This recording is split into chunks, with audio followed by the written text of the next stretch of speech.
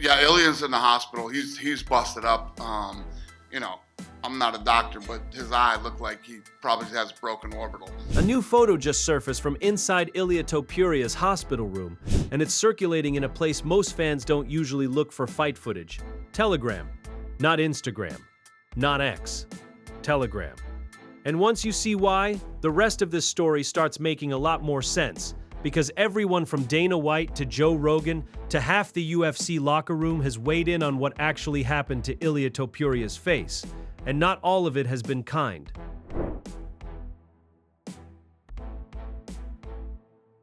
The fight, you know, Ilia, like, I said so many true things to him, and I think it's such an asset to tell someone the brutal truth, especially someone like him, because it pushes them farther away from the truth. You know, even if I tell him the exact truth and exactly what's going to happen, and, you know, you're making a mistake by having all these expectations, and when we go to round 2 and when we go to round 3, and it's not going as you predicted it or wanted it to or expected it to, then where do you go from there? And, you know, I said that exact thing to him, and then that pushed him farther away from it. And, you know, it's almost like he wanted to prove you wrong. Yeah, he wanted to prove himself right. Now let's rewind to what actually happened.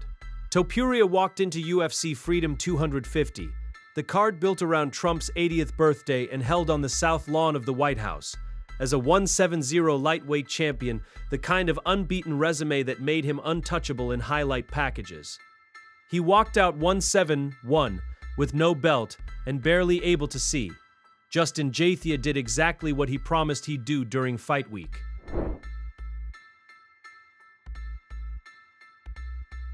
He was unwilling to be open to opinions, and because obviously I don't know him, he knows him better than himself. But, you know, I got here because I am coachable. I got here because I listen. I use every like I posted yesterday, every person, place, or thing that has happened to me or for me has ultimately molded my mind and my body to be able to deal with the situation that happened on Sunday night. And, you know, I can pull so much experience from the past, my losses, my wins, setbacks, failures, accomplishments. I mean, there is so much to learn from it. You know, every day is a learning experience, and I constantly try to learn and be better. And I don't know why I'm able to perform like that. I think I just think it's who I am.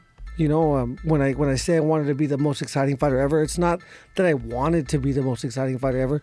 The thought of that was fucking cool to me, you know, but I was just being me.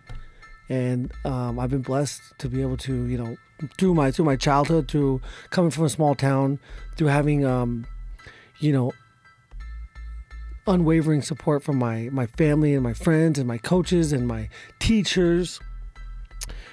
The damage was severe enough that Topuria lost vision in his right eye by the first round, and his left eye by the end of the second, and he kept fighting 2 more rounds after that. Dana White broke it down on TMZ Sports, explaining that Topuria's eye was bothering him from round 1, that you could see him fidgeting with it, and that Gaethje just kept busting him up round after round until his corner made the call. Yeah, Ilia's in the hospital. He's busted up. You know, I'm not a doctor, but his eye looked like he probably has broken orbital. I don't know that. That's not a fact, but I'm just assuming. And my plans for him are to go home and rest and recover and take his time. And, you know, tonight was a rough night for him. I just want to make sure he's healthy and good and not even thinking about him fighting again. Just want him to go home and relax and rest and heal. White was careful to add that he genuinely thought Topuria might have won that 4th round anyway, which makes the stoppage hit even harder, because it means this wasn't a man getting blown out. It was a man getting dismantled in slow motion while still finding ways to win exchanges. He's doing good. He's doing good. You know, tough kid, obviously. You know, after the first round, his eye was bothering him. You could see that he got hit. And at one point, he, like, started covering his eye like this and was kind of, you know, messing with it. And then, you know, Justin just kept busting him up the next couple of rounds. Yeah. And then we had that little moment there with the 3 doctors and the ref. Ilia really wanted to continue. And then, and I actually think he probably won that round too. Yeah. That he went into. Round and 4? his corner, I think, stopped the fight, and props to them. The medical report afterward confirmed 2 non-displaced orbital fractures and a broken nose. No surgery required, but Topuria still landed a 180-day suspension, the maximum the Association of Boxing Commissions allows, plus a 60-day no-contact period. He wasn't alone in that club. Gaethje himself got 180 days for a wrist and knee issue. Alex Pereira, Ayman Zahabi, and Steve Garcia all picked up matching suspensions from the same card. Realistically, nobody close to Topuria expects him back before early 2027. Special guy with how he uses his mental. The secret, the if I see it, I believe it, it'll happen. To a point, you know, it's like I always tell people, like, if you go down the ice cream aisle and you're like, hey, I don't know what ice cream I want, you're gonna stand there and go, oh, that one looks good, that one looks good, that one looks better. The people that are like, I want mint chocolate chip, you get in there, you get it done, you grab that mint chocolate chip and you walk out. Very similar to Ilia's last 3 fights. He went out there and he demanded what he wanted. His confidence got him through that. But it makes it very hard when you get that stale, nasty, rotten milk fucking mint chocolate chip. Then you start to go, oh shit, what is gonna happen? Now here's where it gets personal. Because this fight didn't start as a clean rivalry. It started as a divorce getting dragged into fight week. Gaethje told Fox Sports Australia he'd leave him too if he had to deal with Topuria's personality. A clear jab referencing Topuria's recent split from his ex-wife. I never said anything personal, but we're very vulnerable when it comes to fight week. We're very emotional. This guy's I'm not going to say anything personal from you. Don't worry about it. I find the first difference here is that you are going to try to hurt me, and I'm actually going to hurt you. Okay. That's the difference between me and you. I'm not going to try to do anything. I'm going to do it. Gaethje, you think he's a little bit more confident than you, Justin? It feels like that's what I'm hearing right now, Justin. He's narcissist and believes everything he says, and he sits around and smells his own farts, and he thinks he's God. He's human, just like me. I'm going to show him when I touch his chin, he's going to go to sleep. I love you knowing that you're going to knock me out, because when it goes to the second round, it goes to the third round, you're going to be like, oh, I talked all this shit. Bro, there's never going to be a second or third round. That's not going to happen. Okay. You know? That's not going to happen. I'm going to knock you out. You're going to look stupid when we get there. You're going to look stupid when we get there. Okay. And the coach is like, oh, it's round 3. Okay, I like that. Okay, boys. And I'm ready for him to shoot and try to take me down. He says it's going to be a stand-up battle, but after I hit him a few times. Forget about it. I'm never gonna shoot for a takedown. I just want to make him talk so that I can make him wrong. Yeah. Topuria also fired back on X, saying Gaethje crossed a line involving the mother of his daughter and warned he'd put Gaethje to sleep in front of his whole family. That bad blood is exactly why Gaethje's coach Trevor Whitman didn't sound surprised by the result. You will see. There are not going to be takedowns from my side, at least. Mate, you are going to try to shoot for a takedown. I might take you down. Hurt you. It's called mixed martial arts. I'm not sure if you remember. Yeah, just do it. I'm ready for everything. Whatever you want to do it, just do it if you can. Listen, but let's bet that you are not going to be able to do any fucking thing. I'm going to make you do whatever I want to do. Ilya, so there's a reason why I'm the He world just talks. He just talks. He said that Patty. He said I had no chance against Patty. I beat Patty. And I prove it. I talk the talk, and I walk the walk. Prove you wrong that time. I'll prove you wrong again. I won the world title 3 times. And you're amazing, too. Your credentials are fucking unmatched. You are fucking right now with you. I'm the fighter. king in this screen right now. I'm the motherfucking champion, not king, you. So shut the fuck up. There's no lights. It's just me and Mr. King over here, trying to fuck each other up. I love the fact that you're calling me king. Oh yeah, see, you're a narcissist. I ain't calling you a king. I just want to pump up his ego because he's so full of shit. How about you? Mr. When Whitman commented on the issue, he pointed to Topuria celebrating the night before the fight as a symptom of something deeper, arrogance catching up to a guy who hadn't been tested yet.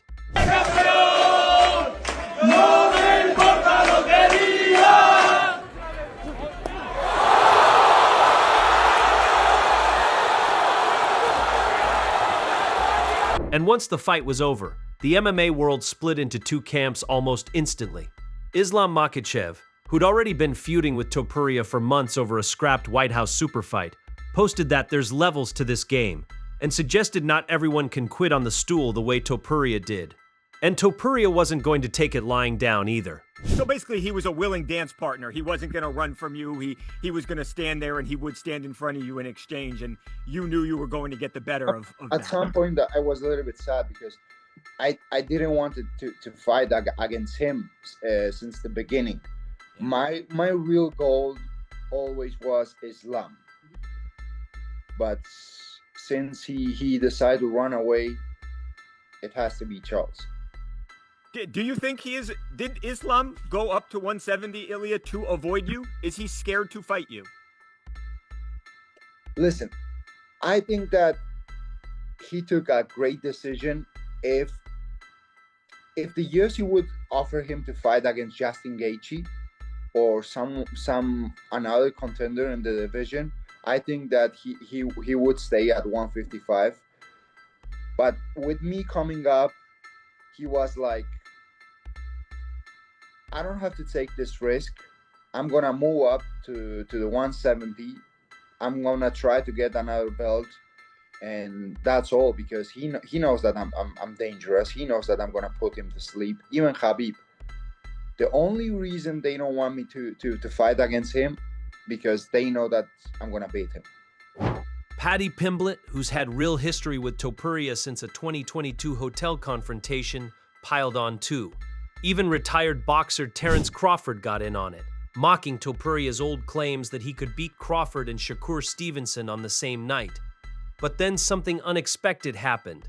Khamzat Chimaev, a guy who has his own history of trash-talking beaten fighters, posted that those who rejoice at the defeats of others will never see greatness in this sport, which fans immediately flagged as ironic given his past. And Conor McGregor, of all people, stepped up to defend Topuria directly against Crawford, firing back that a boxer with a wrestling background calling an MMA fighter scared was pitiful.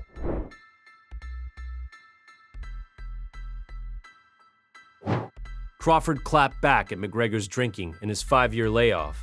And just like that, two completely unrelated storylines, McGregor's comeback and Topuria's worst night, collided in real time on social media.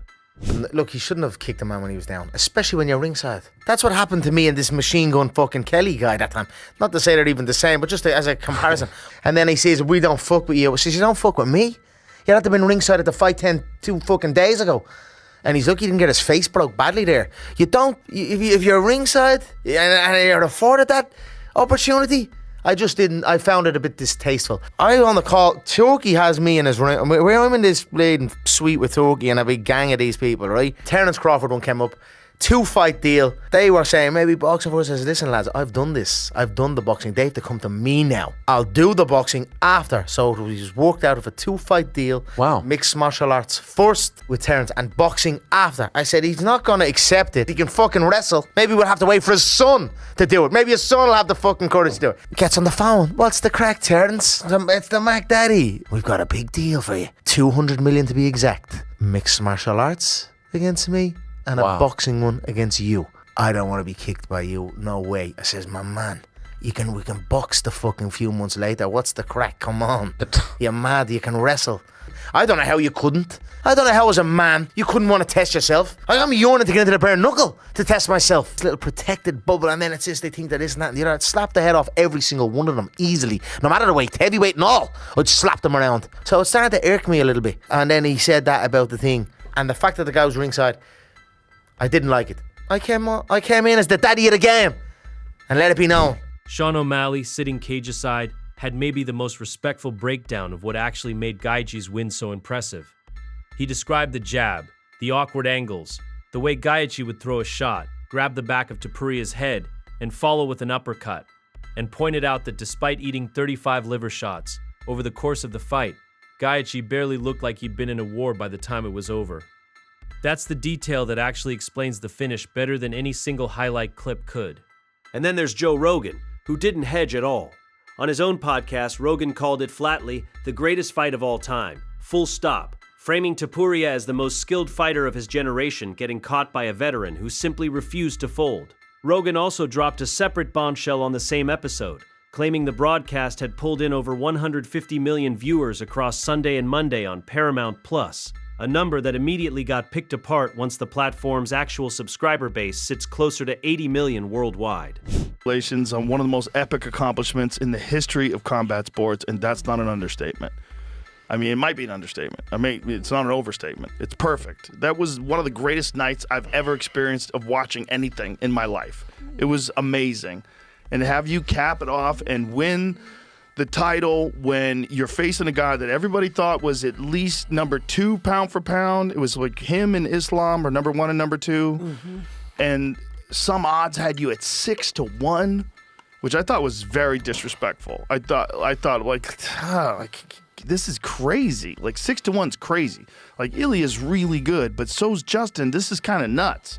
Like to have you win the way you won in front of the fucking White House. Yeah. How's it feel? Oh, it's really not real yet. Inside the cage, politics didn't stop with Topuria either. Alexander Volkanovski, who's actually shared the octagon with Topuria, predicted he'd win a rematch with Ilia if he stops rushing and fights at better range. High praise from a former champion who knows exactly what beating Topuria requires. Meanwhile, Arman Tsarukyan used his own Ariel Helwani show appearance to demand the UFC cut Michael Chandler from the roster entirely after Chandler's brutal night against Mateusz Gamrot at the same event, even while admitting Chandler is in absurd shape for 40 years old. You'd said that he had the lowest IQ in the division. Do you still believe that? Yeah, I still believe that, because if I'm a good freestyle wrestler, I gotta wrestle him, Why I gotta miss 1,000 punches and lose fight? Okay, fans like it, but it doesn't make sense, He lost all his fights.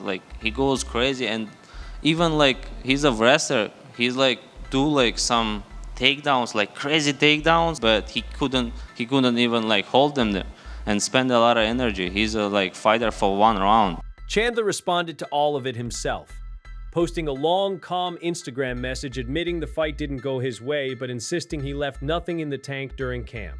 And just to underline how chaotic this entire news cycle has been, Daniel Cormier's X account got hacked over the weekend and used to post fake DMs implying he was leaking betting info to Eric Trump.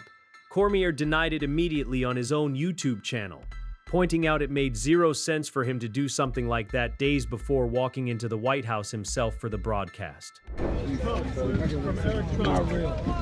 can't believe you guys believe that. Everyone said it was posted on your account. You see? Hey, what do you think of? Why would I do that? Hey, what do you think of Josh Hokett's joke, man? On your piece. What do you think of Josh Hokett calling Michelle Obama a man? The journalists that say you posted it are wrong? Yeah, I'm still talking. So where does this leave Topuria? Recovering, suspended, and reportedly already eyeing a rematch. But according to people close to him, this version of Ilia won't be cleared to even think about fighting again until next year at the earliest. The injuries weren't staged for sympathy, and they weren't exaggerated for clicks. They were confirmed by a medical report, backed up by a UFC president who predicted the damage before the official word came in, and now backed up again by a new photo nobody was supposed to see outside a private Telegram channel. Whether Topuria comes back the same fighter, confident without being careless, or whether this is the beginning of a longer decline is the only real question left. Drop your prediction below. Does Ilia Topuria avenge this loss, or did Justin Gaethje just end an era? And which side of the internet are you on? The ones mocking him or the ones standing behind him?